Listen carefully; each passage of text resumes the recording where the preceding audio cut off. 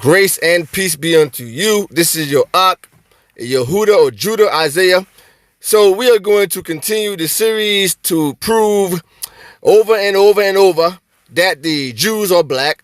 So now I want to go back inside the book, The Contendings of the Apostles, okay, giving us the history of the 12 apostles, where they went, who they taught the gospels to, and how they died, okay?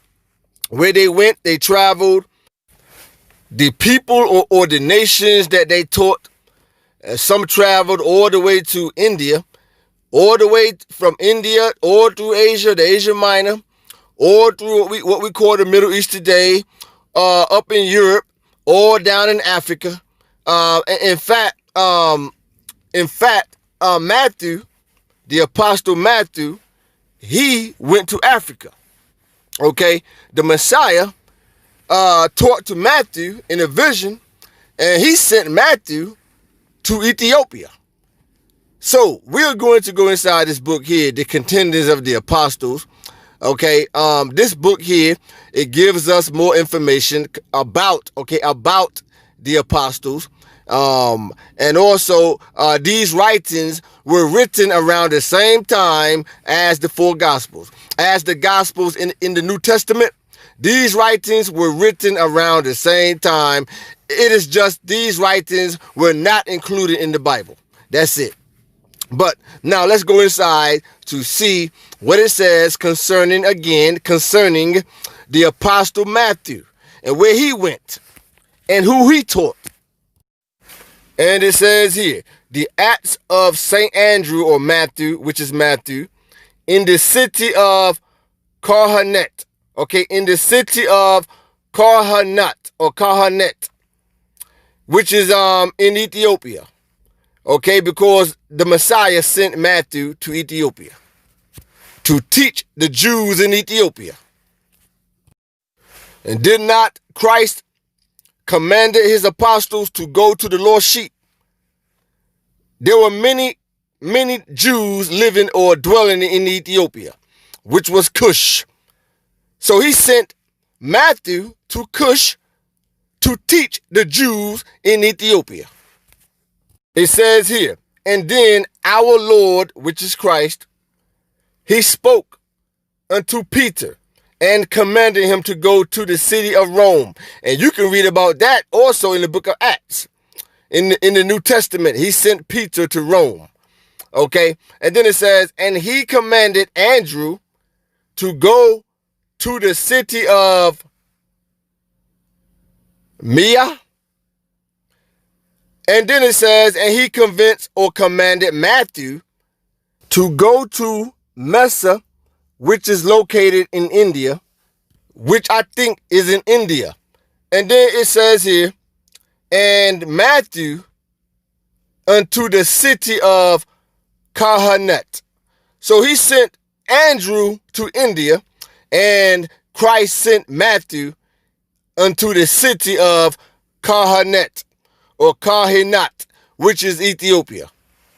Okay, Ethiopia, in Cush, where many Jews was dwelling. Go to the lost sheep. Go to the lost sheep.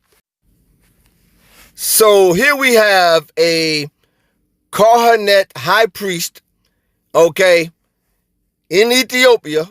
And this high priest, his name was Uri ben Baruch. Uri ben Baruch.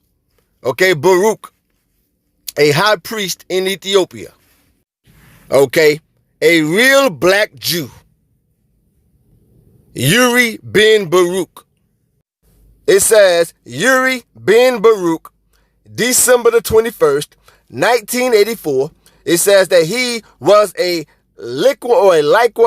Qanath, okay, Qanath, the same location that Christ sent Matthew to go teach the Jews.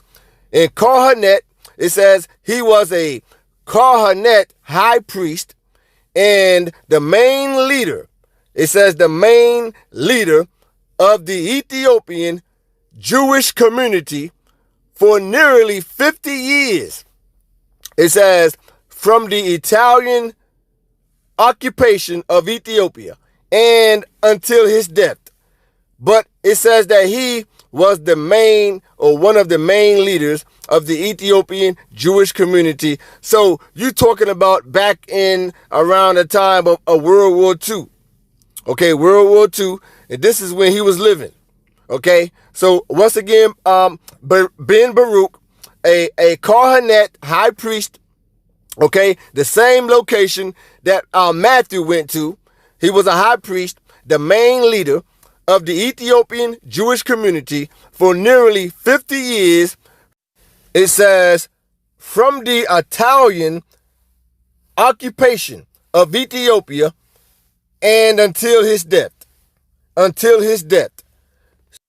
But no, these camps, they want to talk about the Hispanics, which are Europeans or of European descent, and the Mexicans, when in fact the original Aztecs was black, the original Taino Indians were black, the original Native Indians in North America, etc., were black. They want to talk about these peoples, but they don't focus on the Jews of Ethiopia, of Cush, as it is written in the Bible. Okay, as it is written in the Bible, we are going to prove and show that the Ethiopian Jews, and they are called the Ethiopian Jews just as you are called American. Okay, they are called Ethiopians, but their bloodlines link them back to Jacob, Abraham, and Isaac. Just like you are called an American, just like the next brother may be called a Jamaican, or somebody from Trinidad, or a Trinidadian, etc. Okay, so yes, they are called Ethiopians because they live in Ethiopia. This is the reason why they are called Ethiopian Jews. But as you continue to watch this presentation, you will see that no Europeans converted the Jews of Ethiopia. Not one European converted the Jews of Ethiopia. The book of Isaiah, chapter 11, verse 11, it says, and it shall come to pass in that day that the Lord shall set his hand again the second time to recover the remnant of his people, which shall be left from Assyria and from Egypt, which is Mizraim, and from Patros or Patros, and from Cush. And Patros or Patros was located in what was called Upper Egypt, which is really southern Egypt, which is really close to Cush, like right there at the borderline of Ethiopia or Cush. And Elephantine was located in Patros, or what used to be called Patros or Patros. And Elephantine, it still exists today. You still have black Jews and black Egyptians dwelling in Elephantine today. In fact, that's one of my goals, is to travel to Elephantine. I'm actually in contact with a travel agency here in the city, and my plan is to travel and do a tour at Elephantine Island, like you saw the brothers and sisters from America on that video. So it says Patros and Cush. Okay, Patros and Cush. This is where God's people is located, even till this day. They are in Patros, Elephantine, and they are in Ethiopia. You have the Danites, mostly Danites. You have Gadites. You have the tribe of Naphtali in Cush or Ethiopia. You have the tribe of Asher, the Asherites in Ethiopia. You have many tribes in Ethiopia, mainly the Danites, but also you have Zebulun. You have many tribes scattered in Ethiopia. So when you look at the Falasha Jews, right, which means Beta Israel, which means stranger, they was given that name, okay, by the local real black Hamitic Ethiopians, okay. But among the Falasha Jews, you also have some Gadites among the Falashas. You have some Asherites among the Philosophers. You have some Zebulonites among the Philosophers, etc. Not just the Danites, mostly Danites, but not all Danites. Okay, not all Danites. So here, I am going to go inside my book here, The Hidden Truth in Hebraic Scrolls Tanakh, with the commentary, okay? With commentary. Okay, with the correct translation. A better translation than the KJV Masoretic. You see here it says the set apart scriptures for the assembly of Israel. Okay, so we're going to go inside this translation. I decided to use this translation today. So now I'm going to First Chronicles, because now when we're dealing with First Chronicles, many people don't know that Ezra, the scribe Ezra, he wrote First Chronicles. Okay, in the captivity, Ezra was able to go to all the leaders of all the tribes, okay, and speak to the elders of the tribes, and speak to the princes of the tribes, and get the genealogies of the tribes. But Ezra was not able to get the genealogy of the tribe of Dan, because the tribe of Dan, they had migrated to Ethiopia. In fact, they migrated some 100 years before the Assyrian captivity of the northern kingdom. They have migrated to Ethiopia. Okay, so Ezra was not able to get the genealogies from the leaders of the tribes. This is how Ezra got the genealogies to write the book of Chronicles. He went to all the leaders of the tribes, all the tribes, and he spoke to the elders, and they had the genealogies, and he got the genealogies, and this is how he was able to collect all the names from each tribe, from Simeon all the way to Judah, except the tribe of Dan. He was not able to get the genealogy of the tribe of Dan, because the tribe of Dan, they had migrated to Ethiopia. So now this is First Chronicles, okay? I'm inside my book here. You can see right here, okay? A better translation, the Hebraic Scrolls, all right? First Chronicles. In the Hebrew, it is pronounced Dibri Ha Yamim Aleph.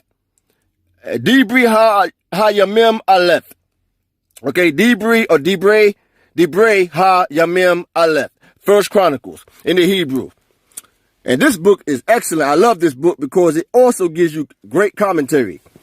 Okay, so let me show you right here. You see right here, all the names for Noah, or Noach, and Shem, and Cam, etc. Now when we get to chapter 2, First Chronicles chapter 2, let me get to it right here. First Chronicles chapter 2. You see right here, First Chronicles chapter 2. Let me get set up here. First Chronicles chapter 2. It says here, these are the sons of Israel, Reuben, and Shimeon, which is Shimeon, and Levi, which is Levi, and Yehudah, which is Judah, and Yaakov, which is Issachar, and Zebulon, and Dan, you see that, and Dan, and Joseph, which is Joseph, and Benjamin, which is Benjamin, and Naphtali, and Gad, or Gad, which is Gad, and Asher. Okay? So, he gives you the name of the tribe of Dan also. He gives us the name. Let me read it again. These are the sons of Israel, Reuben, Shimeon, Levi, which is Levi, and Yehudah, and Yaakov, which is Issachar, and Zebulon, and Dan, and Joseph, and Benjamin, which is Benjamin, and Naphtali. And it says, and God, or Gad, is spelled Gawd, and Asher. But I just want to show you that Dan, the tribe of Dan, is listed in First Chronicles. However, the sons and daughters of Dan, mainly the sons of Dan, is not mentioned in First Chronicles because Ezra was not able to go to the elders of the tribe of Dan to get the list of the tribe of Dan, or should I say the genealogies of the tribe of Dan, because the tribe of Dan had already migrated. But, however, Eldad the Danite, he had the genealogies or the copies of the tribe of Dan. Let's go inside the Jewish travelers in the Middle Ages.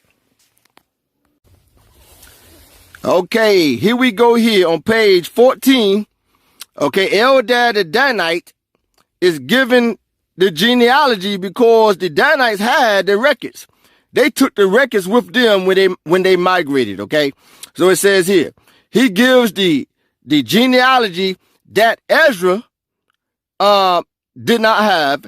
This is the reason why you don't see the genealogy of the tribe of Dan in First Chronicles. However, he does mention Dan as one of the sons of Israel or Israel or Jacob, as I showed you. Okay, First Chronicles chapter 2 verse 1.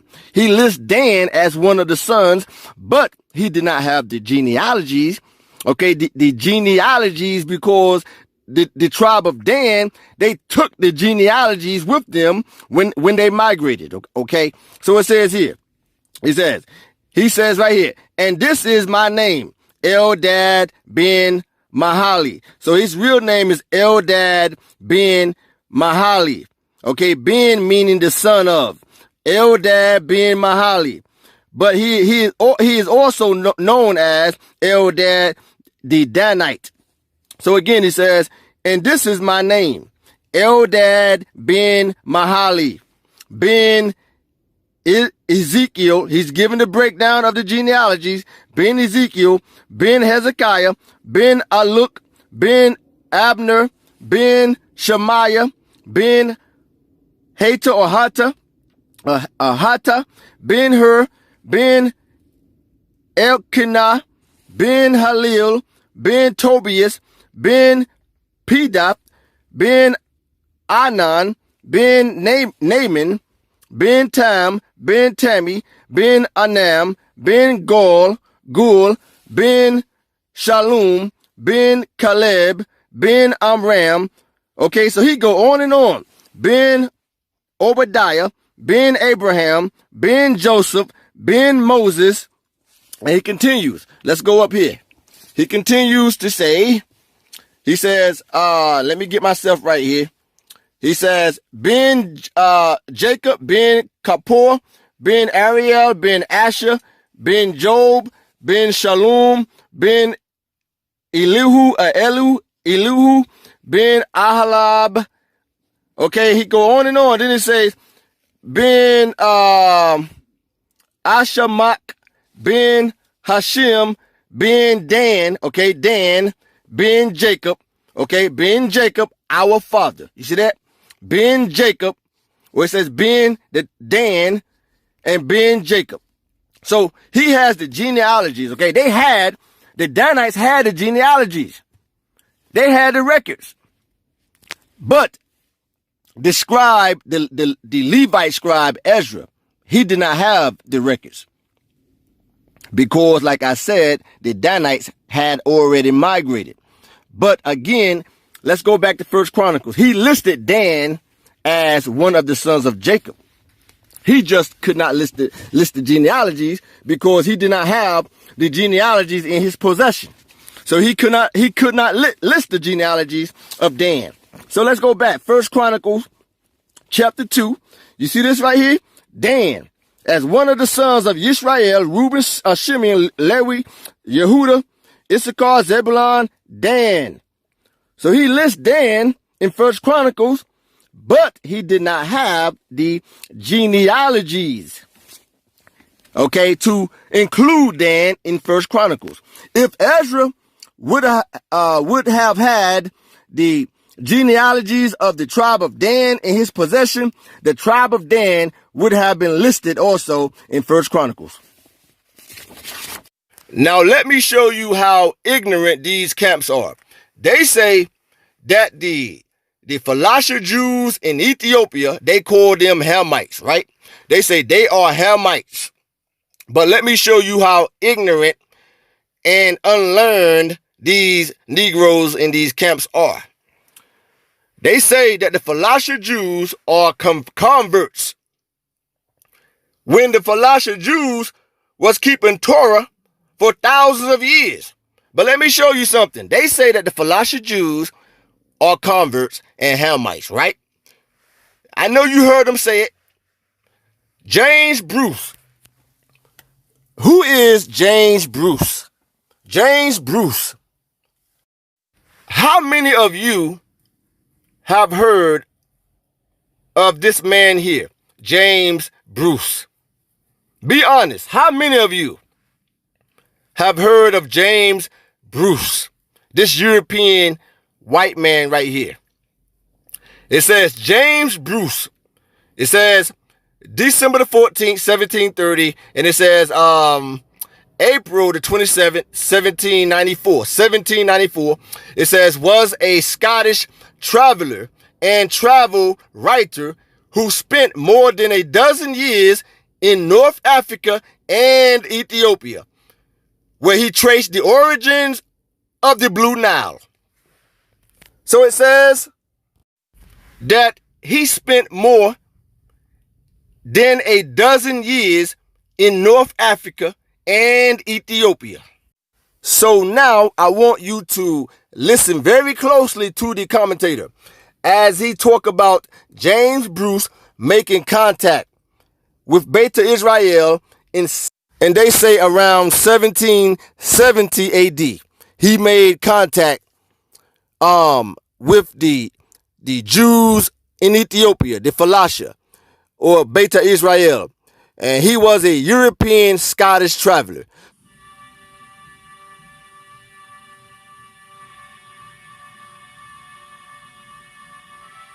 These villagers in the Simeon Mountains of the Gondar region of Ethiopia call themselves Beta Israel, the House of Israel. They are the black Jews of Ethiopia and trace their lineage to the earliest days of the Bible. When James Bruce, the 18th century Scottish explorer, encountered them for the first time, he wrote, "These are the ancient inhabitants of the mountains, who still preserve the manners and language of their ancestors. They are the only potters and masons of Abyssinia, and in this they excel greatly, and in general live better than the other Abyssinians, which in their revenge attribute to a skill in magic." To this day, the Ethiopian Jews are reputed by their superstitious neighbors to possess supernatural powers. In Ethiopia and much of Africa, smithing is associated with sorcery. The Falashas, as the chief practitioners of this craft, are viewed suspiciously by other Ethiopians, who fear the Falashas can cast an evil eye or Buddha upon them. After the Ethiopian Jews lost their independence in a series of wars in the 16th and 17th centuries, they were banned from owning land and branded Falasha, or outcasts. Since that time, the Ethiopian Jews have relied on their skills as metal workers, weavers, and potters for their economic survival. How the Falashas acquired their metallurgical expertise is not really known. Possibly they learned from Yemenite Jews who crossed the narrow straits of the Red Sea to trade and live in early Ethiopia. Living in isolation for centuries, the Falashas thought they were the only surviving Jews in the world. Jacques Beitlovich was among the first European Jews to work for the preservation of the Falashas. Deeply impressed with their devotion to Judaism, he wrote, "They adore a God of life, of righteousness and justice. Always in their thoughts, he inspires them with hope in a future of universal peace and harmony. In praying, they raise their souls to the infinite.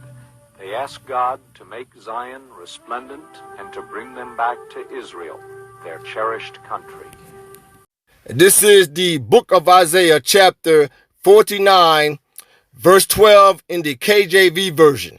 The King James version, it says, "Behold, these Jews will come from afar. And lo, these will come from the north and from the west," which is West Africa, "and these from the land of Sinim." Okay. So again, it says, "And behold, these will come from afar, and lo, these will come from the north and from the west." Okay. And from the west. Now, this is the Septuagint version, which is a more better translation. The Septuagint version says in Isaiah 49 and 12, "Behold, these shall come from far, and these from the north and from the west," which is West Africa. And it says, "And others from the land of the Persians." The land of the Persians is above the Tigris rivers and the Euphrates. And there are many Jews today as we speak that still dwell above the Tigris and the Euphrates. And they are black as we speak. Black. Okay, black Jews still dwelling above the Tigris rivers. Now, this is a map here. You may have seen this before. This is a map, and you can see the red dot right here. That's Israel. So you can see that all of these lands, okay, are west. You got Nigeria, which is southwest.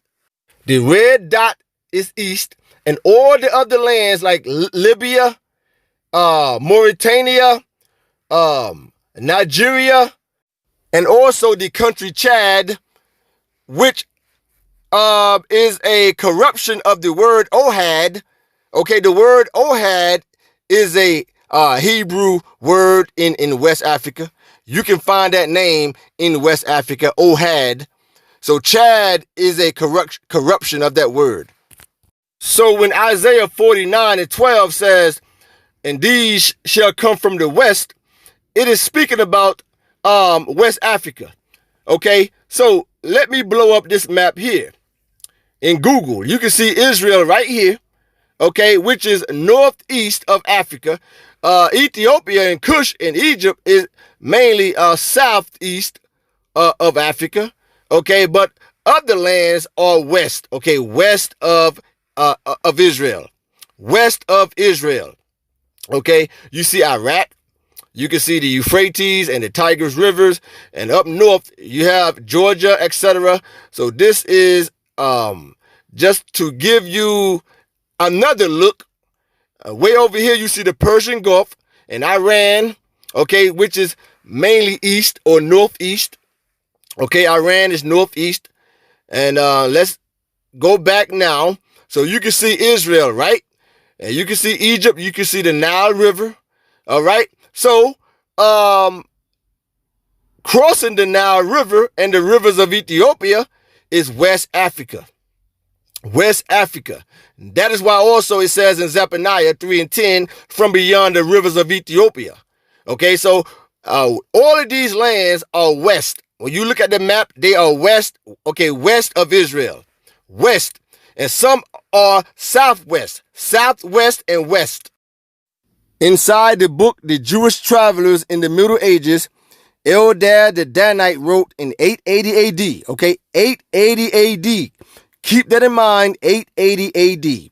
He wrote that, he says right here on page 11, he says, "And these tribes being Dan, the tribe of Dan, Naphtali, Gad, and Asher, they dwell in ancient Havilah," okay, where gold is and in goodly places, okay. But it says the tribe of Dan, he said, migrated first. And then right after the death of Sennacherib, he wrote that the tribe of Naphtali, Gad, and Asher, they also migrated to Ethiopia or Cush. And he wrote that the tribe of Dan, Naphtali, Gad, and Asher lived side by side. When you continue to read the story, that they all lived side by side and they fought the surrounding Cushite tribes constantly. Now, let's go to another Jewish traveler, and let's see what he wrote. So now I'm on page 153.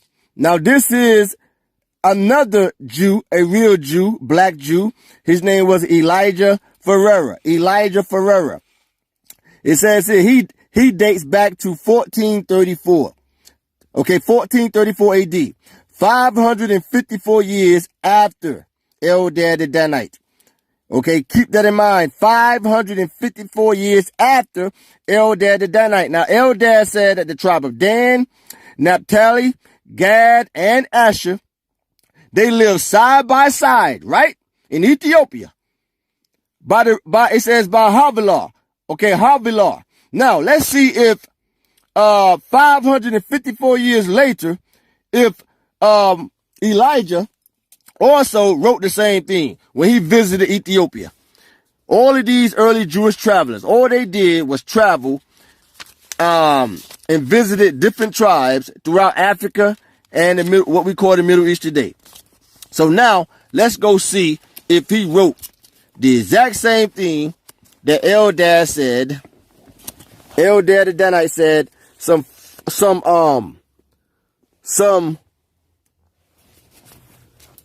554 years before. Let's see what he said right here. Now, remind you, again, this is 1434 AD. Okay, 1434, 554 years later, after Eldad the Danite. Let's see if they still was dwelling beside each other. It says right here. Now, remind you, Eldad the Danite was 880 AD. 880 AD. Okay, 880 AD. Okay, Elijah, 1434 AD. 554 years later. Let's see if they were still living side by side 554 years later. It says here, and the children of Moses lived upon the island situated, it says, near the river Sambatian, the same thing Ezra said, and the tribe of Manasseh lived opposite. Then it says, beyond this river, it says, are the tribes of Dan, Naphtali, Gad, and Asher. The same exact thing that Eldad the Danite wrote. He said that the tribe of Dan, Naphtali, Gad, and Asher were living side by side way back in 880 AD. 880 AD. 554 years later, in 1434 AD, Elijah came on the scene, Elijah Ferreira, and wrote the same thing. He visited them, these Jews, and they were still living side by side. 554 years later. Now you tell me if these Hispanics and Mexicans are Israelites. And you tell me if the Falasha Jews, and that was given that name as an insult, you tell me that the Beta Israel, okay, are not Hebrew Israelites. You're a liar. They were speaking Hebrew. And so the next question that I have, do anybody know about this man here? He was a emperor of Ethiopia. His name was Yishak or Isaac in 1440 AD. Okay, about 7 years after the Jewish traveler Elijah Ferreira. 7 years after, in 1440 AD. Okay, this man here was the emperor of Ethiopia. Okay, 7 years after. Now keep in mind, again, Eldad the Danite was 880 AD. 554 years later, Elijah Ferreira, he came on the scene and visited the Jews and the tribe of Dan, Gad, Naphtali, and Asher. They were still living in the same location. And this emperor here, he was about 26 years before, okay, before Elijah. The Jewish traveler Elijah. 26 years before him. So, it says here, Yishak or Isaac, it says right here, the the throne name, Gabra, etc., his throne name, it says, was the emperor of Ethiopia. You see that? The emperor of Ethiopia from 1440 through 29, it says that he was a member of the house of Solomon, okay, Solomon, and he was the second son, okay, the second son of Emperor Dawit, the first, okay? So this man was the emperor of Ethiopia in 1414 through 1429, okay? So he was before Elijah, okay? He was before Elijah and after Eldad the Danite. So when you're dealing with timeline, he was after Eldad the Danite and a little before the other Jewish traveler, Elijah Ferrera. But look what it says here. It says that Yishak or Isaac reign was marked by a revolt of Beta Israel. By a revolt of Beta Israel. Showing you that even back when he was the emperor, okay, the Beta Israel were still keeping the Torah, but he was trying to convert them. Okay, so it says again that Yishak or Isaac reign was marked by a revolt of the Beta Israel. It says in response, the emperor marched into Wegara. Okay, that was a territory of Beta Israel. But showing you that even back then, they was keeping Torah. Before the year. So as you can see, nobody converted Beta Israel. Now, let's fast forward. Let us fast forward, okay, to the year of 1867. Okay, about 400, roughly 400 and some change years later, after the Emperor Isaac or Yishak and Elijah, the other traveler, the Jewish traveler, some 420 plus years later. Now this time, this traveler was a convert European Jew named Joseph Halevi. Okay, he was a convert, and a Jewish organization, they sent Joseph Halevi to Ethiopia to investigate Beta Israel. Now it says that when he got down to Ethiopia, he was astonished to see Beta Israel keeping Torah. Okay, and this was 1867. 1867, some 400 plus years later, after the Jewish traveler for Elijah Ferrer and the Ethiopian emperor Yishak or Isaac. Okay, 1867, he went down to Ethiopia to investigate. And the Jewish world knew almost nothing of Beta Israel. Over the centuries, scattered reports told of Jewish tribes living beyond the mythical Sambatyon River, of a remote African land inhabited by the 10 lost tribes of Israel. Around 1775, Scottish explorer James Bruce reported the existence of Jews in Ethiopia. In the mid-19th century, French researcher Antoine Dabadie reported meeting Torah-observant black Jews. But real contact came only in 1867, when the French Kol Yisrael Chavarim organization sent Professor Yosef Halevi to investigate Jewish life in Ethiopia. When the famous Jewish scholar Halevi made his epic journey to Ethiopia in the 1860s, he was astounded to find that the Ethiopian Jews had maintained the Jewish lunar calendar precisely throughout the centuries, and that their religious observances coincided exactly with the religious holidays held by Jews around the world. In fact, he discovered an ancient Jewish people strictly observing the tenets of the Torah, the bedrock of the Jewish faith. The people prayed in Ge'ez, an ancient Semitic language now almost extinct, and today only used in religious services. In this rare film clip, the Kesses are leading the people in the observance of this Seged. So as you can clearly see, no European converted no black Jews in Ethiopia. Okay, they were keeping Torah, okay, since the 10 tribes migrated to Cush. And this is why also God told Isaiah to write in Isaiah 11:11, okay, that his people were scattered in Cush, Ethiopia. If God said that his people are scattered in Ethiopia, then who is his people? Who is his people? They cannot be Hamites. But I want to leave you guys with one more scripture here. Back inside my Abrahamic Faith Bible, this is the book of Psalms 87. Let me prove to you even further, even King David prophesied that the Jews will be in Ethiopia.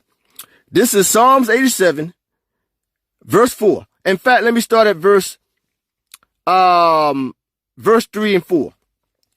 It says here, it says, glorious things are spoken of you, O city of Elohim, Selah. Verse 4. In fact, let me read verse 3 one more time. Glorious things are spoken of you, O city of Elohim, Selah. Verse 4. God says, or Yahweh or Yah, he says, I will make mention of Rahab. In the KJV, it says Rahab, and Rahab is Egypt, another name for Egypt. I will make mention of Rahab or Rahab in your KJV, and it says, and Babylon, and to them that know me. God says, behold, Philistia, and Tyre, and Cush. It says Sudan. Okay, and Cush, Sudan.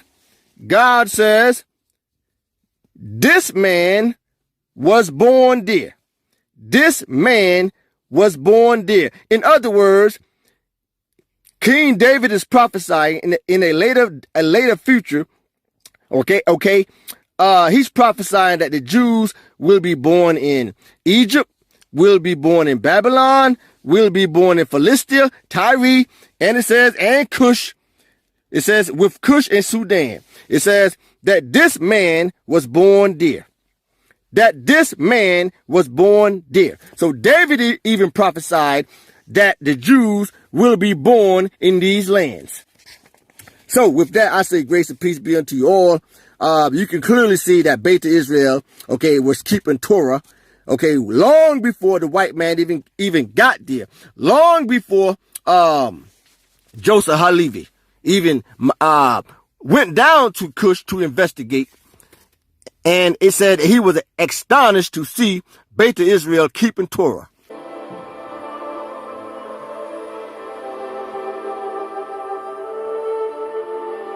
Show us some of their precious relics. So come over here and take a look.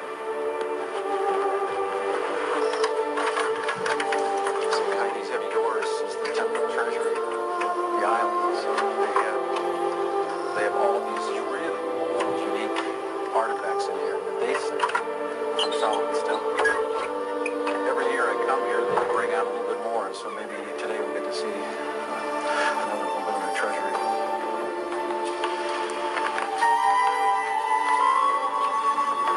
This is called a gomer. And it's made out of bronze.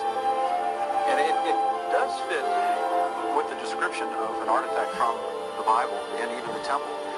They claim it's from Solomon's temple. This gomer was placed on... Bob tells me they placed the gomer on a stand and used it to collect the blood from a slaughtered animal. But what's remarkable about this is that the Israelites stopped practicing animal sacrifice almost 2,000 years ago. That's a word. It's a tangible Where would they have gotten this? Is that the Israelites stopped practicing animal sacrifice almost 2,000 years ago. That's a word. It's a tangible Where would they have gotten this? It's a tangible where would they have Temple of Solomon? It's a tangible where would they have Temple of Solomon? It's a tangible where would they have Temple of Solomon, the Jewish people? Of course, this is quite old. But that's just the beginning. This is a treasure trove of religious relics, and each one seems to take us closer to the true story of the Ark. Moses is holding the 2 tablets of the 10 Commandments on this. They're pulling all kinds of stuff. The monk is now bringing out a couple of pretty interesting objects. They call them meat forks. People were a lot smaller in ancient times. But this is very old, and I think it could possibly have some kind of connection with priestly garments in the sacrifices of the animals by the Levitical priests. Well, from what I know of ancient Judaism, the only person who wore the breastplate was the high priest. But he would have had a plate on the front of this that had the stones of the 12 tribes of Israel. Of ancient Judaism, the only person who wore the breastplate was the high priest. But he would have had a plate on the front of this that had the stones of the 12 tribes of Israel. So if this is here, all the other stuff says a lot, but if this is here, then it almost requires that the high priest is here. That's compelling. These items were used in Jewish ceremonies. So did Judaism survive here after the Levite priests were gone? What are you saying? Did their religion take hold in Ethiopia? It's the Old Testament. Really?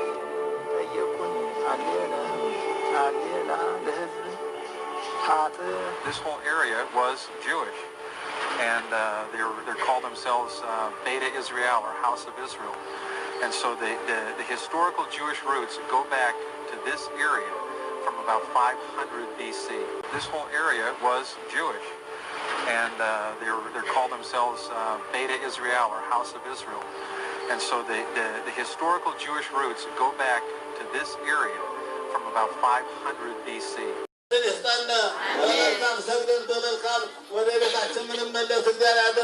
This is the Beta Israel community, descended from one of the lost tribes of Israel. For thousands of years, they held on to their Jewish tradition in Ethiopia, celebrating the Sigd, a holiday symbolizing the acceptance of the Jewish covenant on Mount Sinai.